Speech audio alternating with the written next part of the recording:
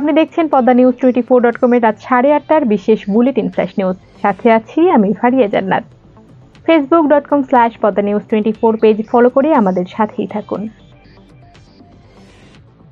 সরকারি চাকরির আইন সংশোধন অধ্যাদেশ বাতিল না হলে ঈদের পর কঠোর আন্দোলনের হুঁশিয়ারি দিয়েছেন সচিবালয় কর্মকর্তা কর্মচারী ঐক্য ফোরাম।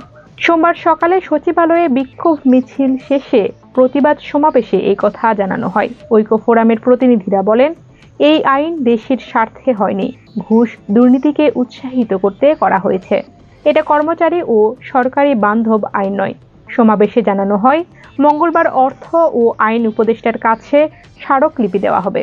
গত 25 মে রাতে সরকারি আইন সংশোধন অধ্যাদেশ জারি করে সরকার। অধ্যাদেশ বাতিলের দাবিতে 10 দিন ধরে আন্দোলন চলছে সচিবালয়ে। অন্তর্বর্তী সরকারের প্রধান উপদেষ্টা ডক্টর মোহাম্মদ ইউনূস 3 মাসের মধ্যেই নির্বাচন দেওয়ার ক্ষমতা রাখেন বলে মন্তব্য করেছেন বিএনপি চেয়ারপারসনের উপদেষ্টা জয়নুল আবেদিন ফারুক। সোমবার সকালে জাতীয় প্রেস ক্লাবে আয়োজিত অনুষ্ঠানে তিনি এ মন্তব্য করেন। ফারুক বলেন, করিডোর দেওয়া বা সচিবালয়ের অধ্যাদেশ জারি সহ এই ধরনের সিদ্ধান্তগুলো নেবে নির্বাচিত সরকার।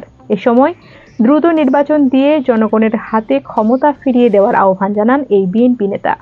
বিএনপি চেয়ারপারসনের উপদেষ্টা বলেন, আওয়ামী লীগের রাজনীতি নিষিদ্ধ করা হয়েছে, এটি জনগণও চায়, কিন্তু এর মধ্যে বিএনপিকে মাইনাস করার কোনো পায়তারা থেকে থাকলে তার জবাব বিএনপি হাজারো কর্মী দিবে।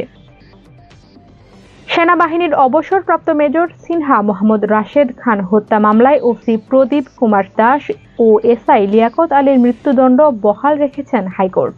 একই সঙ্গে 6 আসামির যাবজ্জীবন দণ্ড বহাল রেখেছেন আদালত। সোমবার বিচারপতি মোস্তাফিজুর রহমান ও সগির হোসেনের হাইকোর্ট বেঞ্চে এ রায় ঘোষণা করেন।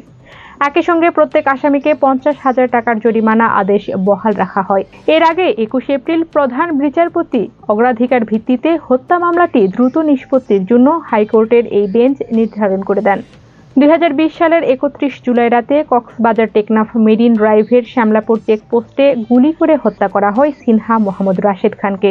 এই হত্যাকাণ্ডের দায়ে 2022 সালের 31 জানুয়ারি এই মামলায় রায় দেন কক্সবাজার জেলা ও দায়রা জজ মোহাম্মদ ইসমাইল।